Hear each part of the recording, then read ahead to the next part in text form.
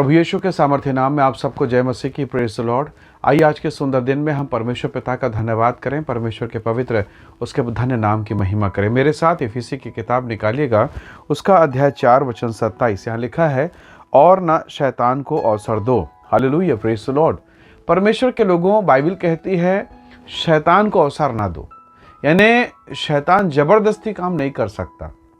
या दूसरे शब्दों में कहें तो बाइबल कहती है जब आप शैतान को अवसर देंगे, जब उसे मौका देंगे अपने कार्यों के द्वारा, व्यवहारों के द्वारा, बोली भाषा के द्वारा, कहीं ना कहीं जब आपके द्वारा कोई अवसर उसे मिलेगा, वो आके काम करेगा।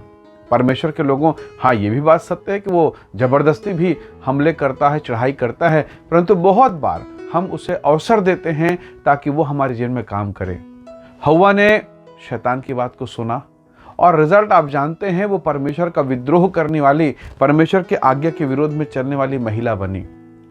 परिणाम ये हुआ, वो अदन से निकाले गए, उनके जीवन में तकलीफ और पीड़ाओं का शुरुआत हो गया।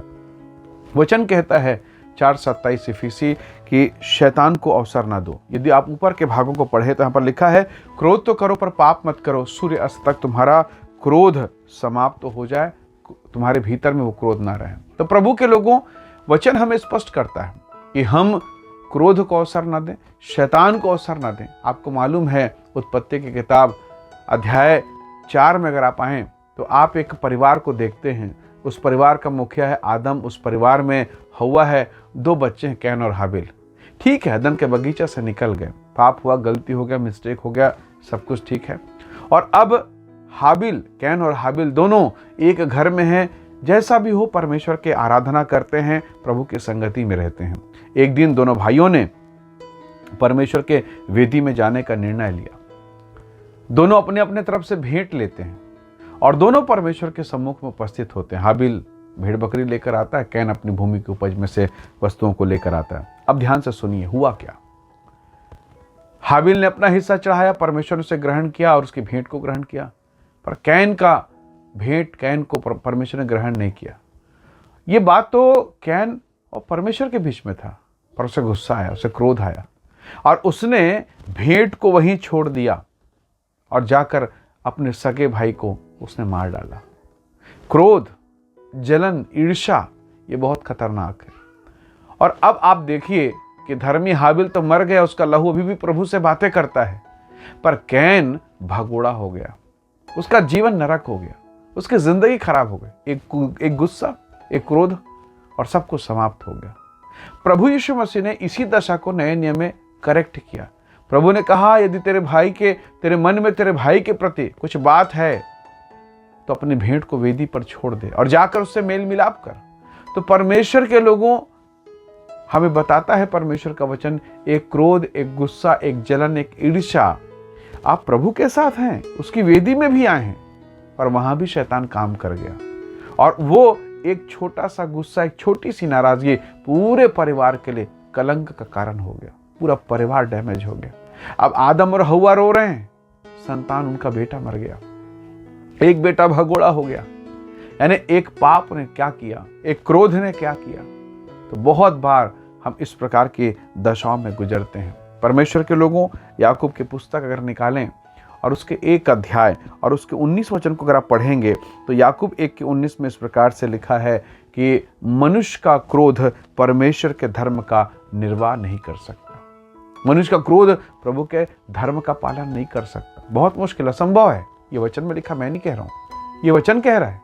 तो परमेश्वर के लोगों, आवश्यक है कि जैसे 19 पद में, 18 और 19 और 20 पद में ऐसा लिखा है कि मनुष्य का क्रोध परमेश्वर के धर्म का निर्वाह नहीं कर सकता। यदि आप उसके ऊपर के भाग को पढ़ें, यदि 19 वचन को, तो परमेश्वर का वचन कहता है कि क्रोध में धीमा रहना है। प्रभु के लोगों, याकूब 1:19 और 20 जरूर से निकाल के पढ़िएगा, जहां परमेश्वर का वचन कहता है मनुष्य का क्रोध परमेश्वर के धर्म के लायक नहीं है।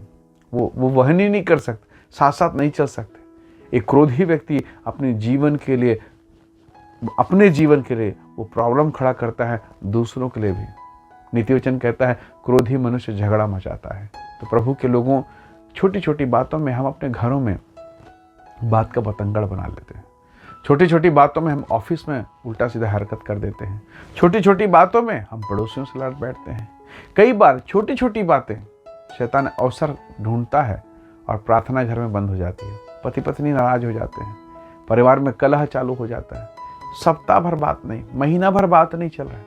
कारण क्या था? बस सब्जी में नमक कम था। तो कहने का मतलब छोटी छोटी बातों को भी शैतान ताक में रहता है कि कैसे उस छोटी बात को एक जरिया बनाए और वो आपके घर में, आपके परिवार में, आपके फैमिली लाइफ में घुसे, आपके स्पिरिचुअल लाइफ को डिस्टर्ब करे। इसलिए परमेश्वर के लोगों, जब आप प्रभु के साथ चलते हैं तो आपको सावधान होना है, आपको शैतान को अवसर नहीं देना है। कैन ने दिया, गड़बड़ हो गया। कई बाइबल के कैरेक्टर हैं जिन्होंने क्रोध में आकर गलत कार्यों को किया है।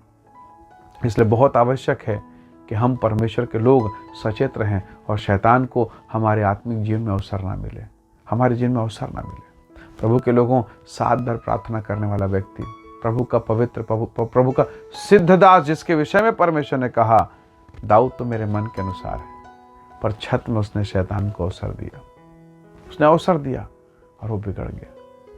यहूदा इस्करियोती बहुत अच्छा व्यक्ति है, इंटेलिजेंट, ज्ञानवान, बुद्धिमान, पैसों की अच्छी समझ है उसे, और इसलिए प्रभु ने उसे अपना कोषाध्यक्ष, अपनी थैली थमा दी। प्रभु ने अपनी सेवकाई का पूरा खजाना उसके हाथ में दिया, पर वो पैसा उसकी कमजोरी थी। शैतान समा गया और उसी पैसे के लालच में उसने यीशु को बेच डाला। तो प्रभु के लोगों, अगर मैं और आप अपने जीवन को टटोलें तो हमें ढूंढना पड़ेगा, प्रभु से कहे, प्रार्थना करना पड़ेगा, प्रभु मेरे जीवन में ऐसा कौन सा भाग है जिसको शैतान इस्तेमाल कर सकता है? क्या वो मेरा शरीर है? क्या वो मेरा धन है? क्या वो मेरा पैसा है? क्या वो मेरी आंखें हैं? क्या मेरे गुप्त पाप हैं जिसको शैतान पकड़ के अवसर बना सकता है, जिसे शैतान पकड़ के मुझे बहका सकता है? जैसे हव्वा के मन में खाने के फल को खाने की इच्छा थी, कहीं ना कहीं ये चीज़ें थी और इन चीज़ों ने शैतान को अवसर दिया और उनके जीवन को जाकर बिगाड़ दिया।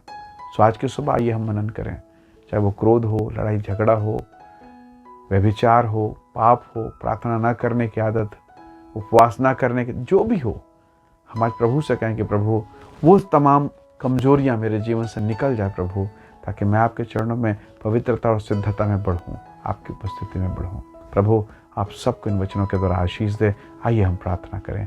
सर्वशक्तिमान प्रभु, तेरा वचन कहता है शैतान को अवसर ना दो। सो प्रभु आज की सुबह हम प्रार्थना करते हैं, हमारे जीवन से वो तमाम बातें, चाहे वो क्रोध हो, चाहे वो प्रार्थना हो, प्रार्थना की कमी हो, उपवास की कमी हो, छोटी छोटी बातों में नाराजगी हो, जो भी बातें हो प्रभु, चाहे वो शरीर का प्रेम, संसार के अभिलाषा, जो कुछ, वो सब बातों को आप दूर करें प्रभु, और हमें पवित्रता, सिद्धता और धार्मिकता के मार्ग में लेकर चलें।